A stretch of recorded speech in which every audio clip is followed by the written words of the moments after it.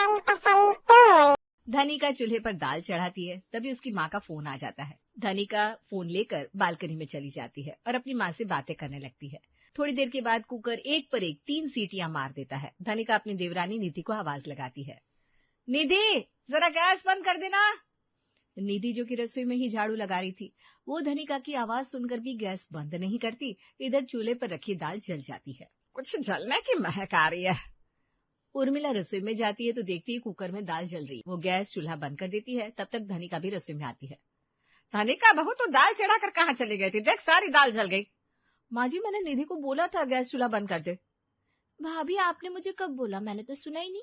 अगर सुना होता तो मैं दाल जलने थोड़ी ना देती। मैंने बालकनी से तुम्हें आवाज लगाई थी, तुम उस समय रसोई में ही थी। रसोई में? ओ हाँ याद आया, मैं रसोई में झाड़ू लगा रही थी। एक्चुअली भाभी मैं अपने काम में इतना बिजी थी कि मैं आपकी आवाज सुन ही नहीं पाई। चलो कोई ना, आप दूसरी दाल बना लो, अब जली हुई दाल थोड़ी ना खाई जाएगी। हाँ वो तो मैं बना ही लूंगी। धनिका को ऐसा लगता है कि न जाने क्यों निधि झूठ बोल रही है। निधि कुकर साफ कर दो तभी तो दाल बनेगी।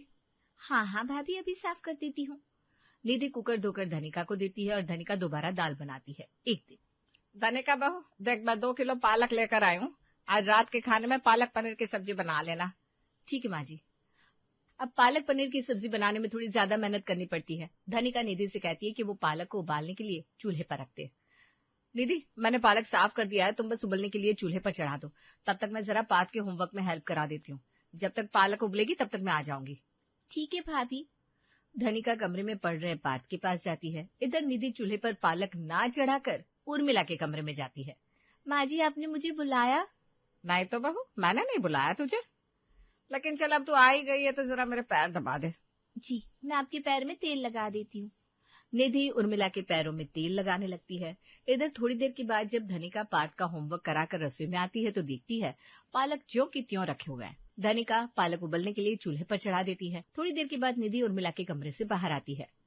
निधि तुमने पालक उबलने के लिए नहीं रखे थे?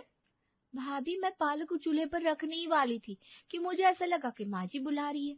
जब मैं उनके कमरे में गई तो देखा वो पैर के दर्द से परेशान थी, तो मैं उनके पैरों में तेल लगाने लग गई। कोई बात नहीं, वैसे अब तक ना पालक उबल गए होते। आज खाना बनाने में अब देर हो जाएगी।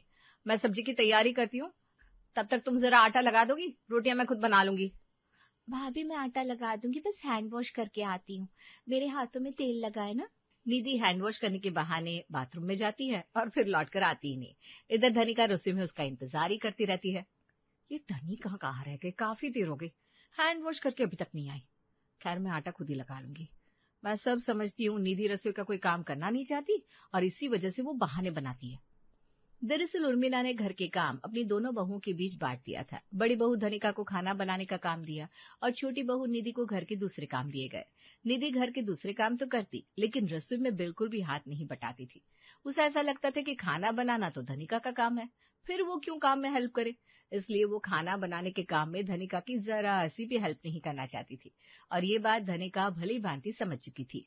धनिका प्लान बनाती है कि वो कुछ दिनों के लिए अपने मायके चली जाएगी। मैं भी देखती हूँ ये निधि खाना बनाने से कब तक बचेगी।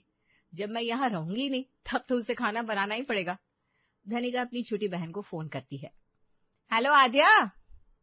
हेलो धनिका दीदी, कैसी हो आप? अरे मैं बिल्कुल ठीक हूँ। अच्छा सुन, मैं जो कह रही हूँ ना उसे ध्यान से सुनना और ठीक वैसा ही करना। ओके दीदी, लेकिन बात क्या है? अरे सुन, तू अर्जुन को फोन कर और उससे कहना कि मम्मी की तबीयत बहुत खराब है, मुझे कुछ दिनों के लिए मायके बुलाया है। ठीक है दीदी, लेकिन आप ये सब क्यों कर रही हो? अरे वो सब मैं तुझे आकर बताऊंगी ना, तू पहले मेरा काम कर। ठीक है दीदी।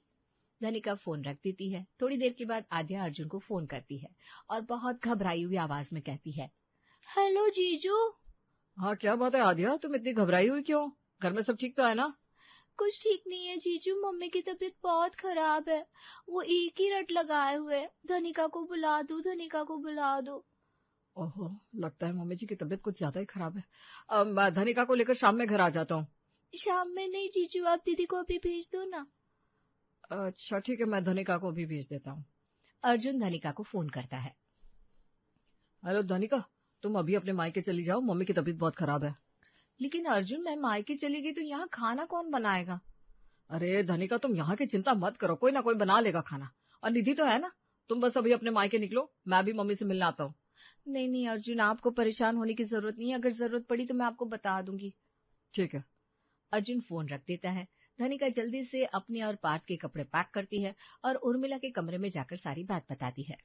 धनिका बहू आराम से जा, किसी चीज की जरूरत हो तो मुझे फोन कर देना, मैं अर्जुन और ध्रुव दोनों को भेज दूंगी। ठीक है माँ जी। धनिका अपना सामान और पार्थ को लेकर घर से निकलने लगती है, तभी निधि उसे देख लेती है। धनिका भाभी, आप कहीं जा रही हो क्या? हाँ निधि, मैं कुछ दिन के लिए अपने मायके जा रही हूँ, मम्मी की तबीयत अचानक खराब हो गई है। वापस कब आओगी भाभी? वो तो सिचुएशन पर डिपेंड करता है ना, तुम अपना और घर में सबका ख्याल रखना। हाँ ठीक है भाभी, आप आंटी जी का ध्यान रखना। धनिका अपने मायके चली जाती है। वहां पहुंचकर वो राहत की सांस लेती है। अब निधि को पता चलेगा, खाना बनाने के नाम पर 100 बहाने बनाती थी, अब तो उसे खाना बनाना ही पड़ेगा। देवरानी जी बनाओ खाना। क्या बात है दीदी, मन ही मन क्या सोचकर खुश हो रही हो? और तुमने ये सब क्यों किया? तुम्हें अपने मायके आने के लिए बहाने की क्या जरूरत पड़ गई? धनिका आद्या को सारी बात बताती है। ओहो, तो ये बात है, फिर तो तुमने अपनी देवरानी को फंसा दिया। अब बेचारी ना चाहते हुए भी खाना बनाएगी। हाँ, बहुत बहाने करती थी, मैंने भी ठान लिया था खाना तो उससे बनवा कर रहूंगी। इधर धनिका के जाने के बाद उर्मिला रसोई की सारी जिम्मेदारी निधि को दे देती है। निधि बहू देख, धनिका कुछ दिनों के लिए अपने मायके गई है, जब तक वो नहीं आ जाती खाना तू बना लिया करना। मैं? हाँ बहू, तो ऐसे बकरी की तरह मैं क्यों कर रही है? अब धनिका नहीं है तो तुझे ही खाना बनाना पड़ेगा ना, मुझसे तो थोड़ी देर भी खड़ा नहीं हुआ जाता। माँ जी, मेरे होते हुए आपको खाना बनाने की जरूरत भी नहीं है, मैं बना लूंगी खाना। लेकिन निधि भी कुछ कम नहीं थी। मैं सब समझती हूँ, धनिका भाभी बहाने बनाकर मायके भागी हैं ताकि मुझसे खाना बनवा सके। मैं भी ऐसा खाना बनाऊंगी कि जिसे किसी ने कभी खाया ही नहीं होगा। खाना बनवाओगे मुझसे? बनवा लो खाना। दीदी बहू तो रसोई में क्या बड़बड़ा रही है, नाश्ता बना रही है या कुछ और? नाश्ता ही बना रही हूँ माँ जी, बस थोड़ी देर और रुक जाइए, मैं सबके लिए नाश्ता लगाती हूँ।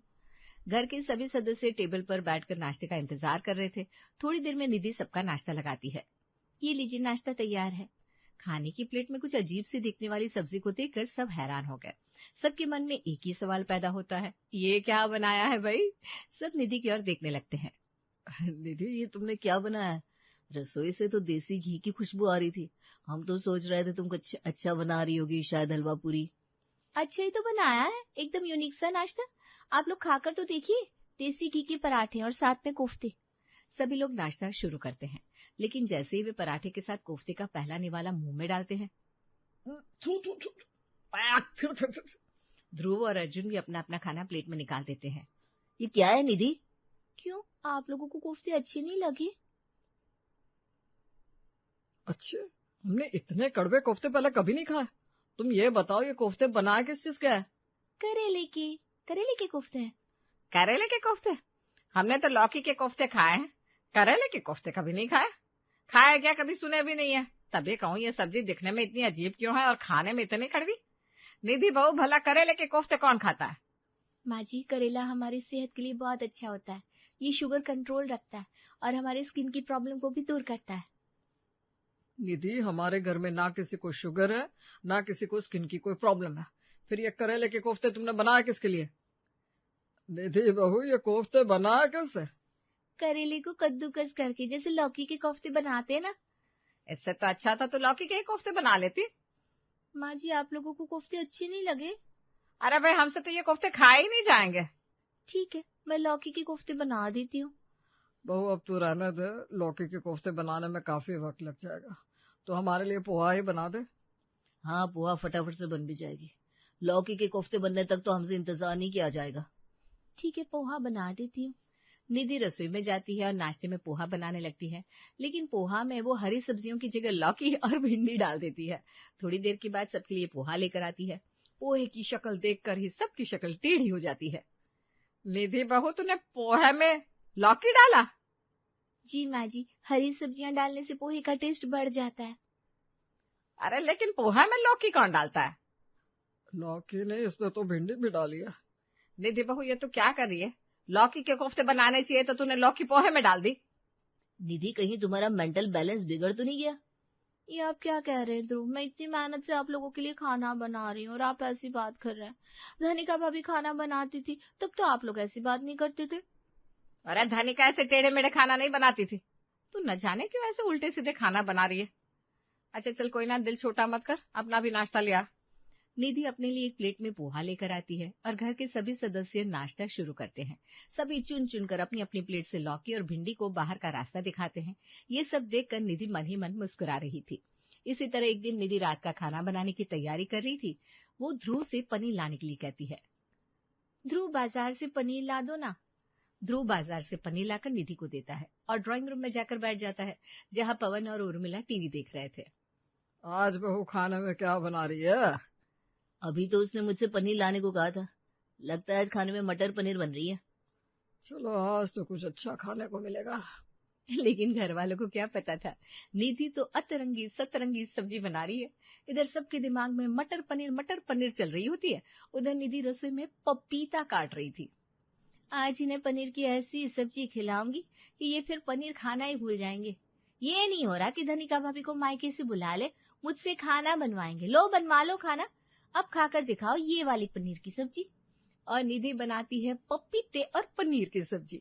जब वो सबको खाने के लिए बुलाती है, आ जाइए आप लोग, खाना बन गया है। आज तो मटर पनीर की सब्जी और पराठे, वाह वाह, मजा आ जाएगा।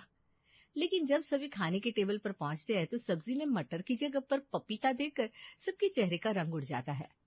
क्या हुआ, आप लोग सब्जी को ऐसे घूर क्यों रहे? खाना क्यों नहीं खा रहे? बहू पहले ये बता, तूने बनाया क्या है? पापा जी सब्जी बनाई है। सब्जी तो बनाई है, लेकिन किस चीज की सब्जी है? पनीर और पपीते की सब्जी। उर्मिला अपने सर पर हाथ रखकर बैठ जाती है। क्या बात है, आप लोग ऐसे क्यों रिएक्ट कर रहे हैं? मैंने कुछ गलत कर दिया क्या? नहीं बहू, तूने कुछ गलत नहीं किया। गलत तो हमने किया, मटर पनीर की सब्जी खाने का सपना देखकर।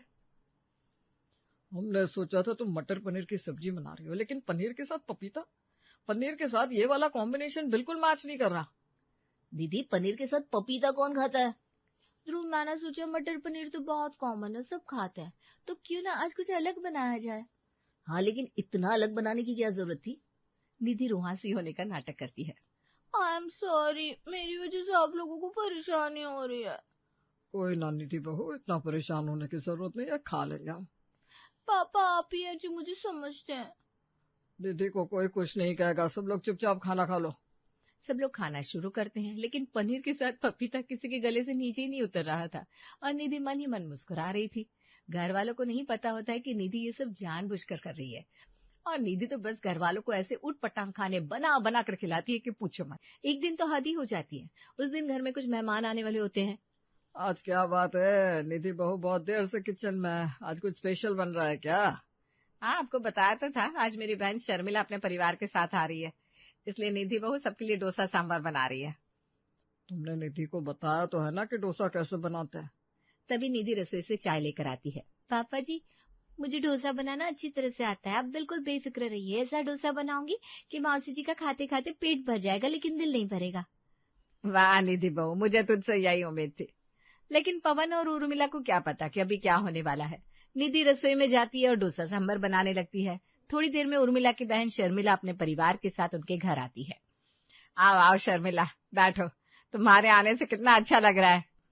धनिका बहू नहीं दिखाई दे रही, बाहर गई है क्या?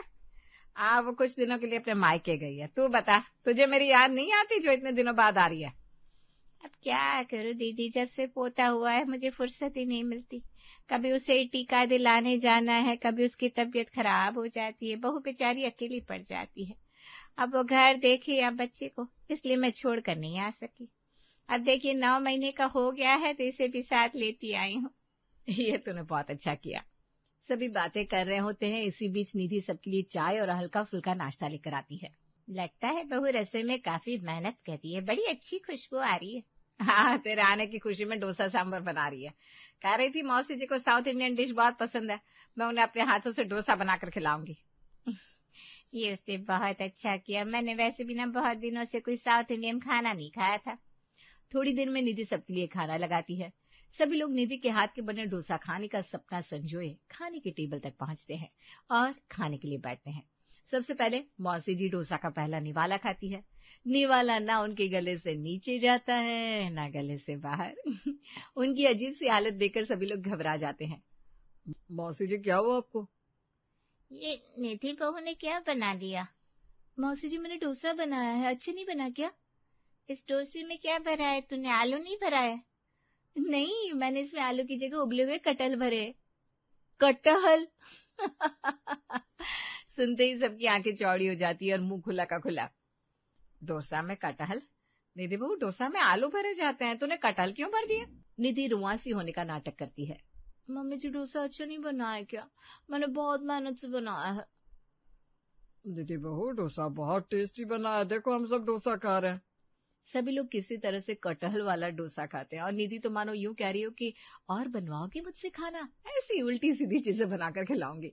कटहल का डोसा खाने के बाद अब घर के किसी सदस्य में इतनी हिम्मत नहीं बची थी कि वो एक वक्त और निधि के हाथ का बना खाना खा सके। पवन धीरे से उर्मिला से कहता है, उर्मिला, धनिका बहू को फोन करके पूछ ले कब आएगी, अगर हो सके तो आज ही बुला लो। हाँ हाँ, मैं अभी उससे पूछती हूँ। उर्मिला धनिका को फोन करती है। धनिका बहू, अब तेरी मम्मी कैसी है? मम्मी की सेहत में अब सुधार है। क्या बात है माँ जी, आप ठीक है ना? मैं बिल्कुल ठीक हूँ, शर्मिला आई हुई है, तुझे याद कर रही थी, तू आ जाती तो अच्छा रहता बेटा। ठीक है माँ जी, मैं आज ही घर आ जाऊंगी। उर्मिला फोन रख देती है। शाम की चाय पीने के बाद शर्मिला घर जाने लगती है। अरे रुक जा, इतने दिनों के बाद आई है, रात का खाना खाकर जाना। मैं तो कहती हूँ 2-3 दिन यहीं रुक जा। शर्मिला के पसीने छूटने लगते हैं। रात का खाना 2-3 दिन और? नहीं नहीं दीदी, मुझे तो आज ही जाने दो। अरे घबरा मत, अभी थोड़ी देर में धनिका बहू घर आ रही है, रात का खाना वही बनाएगी। आगे कहने की जरूरत है, क्या हुआ?